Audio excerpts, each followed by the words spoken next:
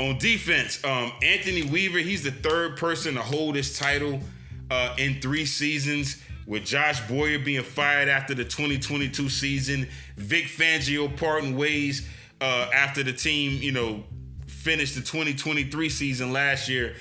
With Boyer and Fangio, their philosophies pretty much differed a lot.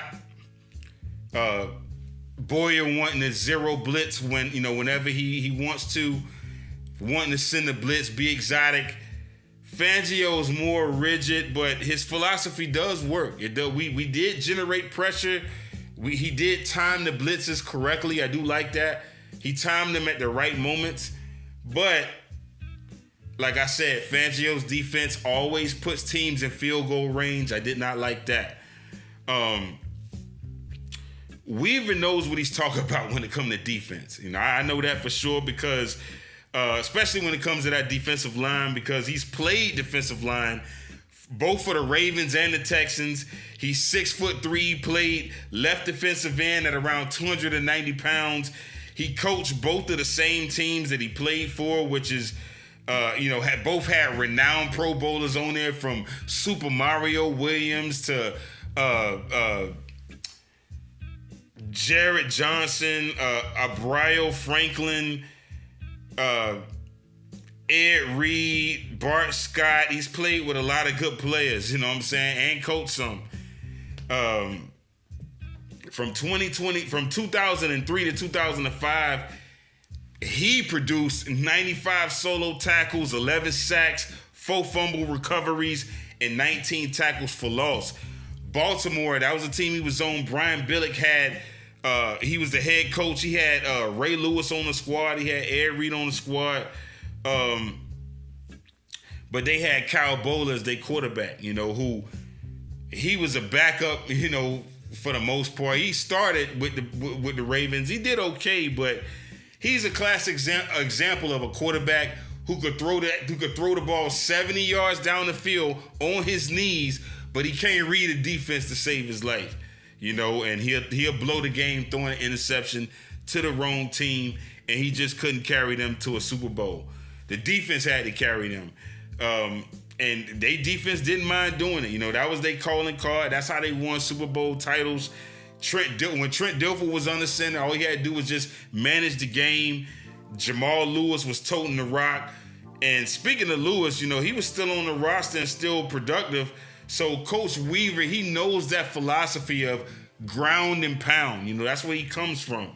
When you look at that Baltimore coaching staff, they had Rex Ryan. Like I said, that was his position coach.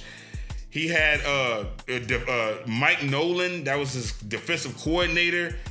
Phil Zacharias. Mike Singletary was the linebackers coach, inside linebackers. Donnie Henderson was the defensive back coach. Dennis Thurman. Those are all 46 Bear defensive coaches, who know that Buddy Ryan system of blitzing. So we might see a lot of that, and I'm glad. Let's blitz the hell out of teams as much as we can, because those 46 Bear fronts, those are tried and true. So it's going to work with us. And when he did call plays as a defensive coordinator, he had 1 year where he called for the Texans in 2020 as a defensive coordinator. It wasn't that good. I'm not going to lie. And I am concerned about that, because the team finished 4-12. That was the year that Tua was actually drafted. Houston traded DeAndre Hopkins. I think we traded Tunzel to their squad. Actually, we traded Tunzel to their squad. They finished 26th in point differential, 30th in total yards, and 32nd in takeaways. Terrible numbers, But at the same time, when you look at their roster, they ain't had nobody on their roster. They had Keon Crossan on their roster. They had Brennan Scarlett on their roster, who was on our team. So they ain't had nobody but they all they had was the Watt. They just had Watt, JJ Watt. That was it. But there's 5 options that I like that we can add in free agency to help our D-line. And I ain't gonna lie, when I look at the defensive options that are out there in free agency, Christian Wilkins, I'm not gonna lie, he can get big money, man. He can get big money because he's in the top 10 when it comes to tackles and sacks out of the available free agents. But there's a lot of players that are available that we can get as well. We got a lot of options, so we did add Davion Nixon, but I think we need more depth. So I would add another in free agency. I would use free agency and the draft to address the defensive tackle position if Christian Wilkins were to walk. We could do it in free agency, but I would prefer the draft because I think we need to go younger on the D-line. But my top 5 options are defensive tackle Mike Holtz. I think that's how you say his name.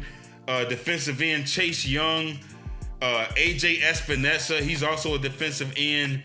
Yetur Gross-Matos. And Jonathan Greenard. So, there's 1 defensive tackle and 4 defensive ends that I have. I don't think Chase Young's going to be available. Greenard's probably not going to be available. They probably going to get signed or tagged.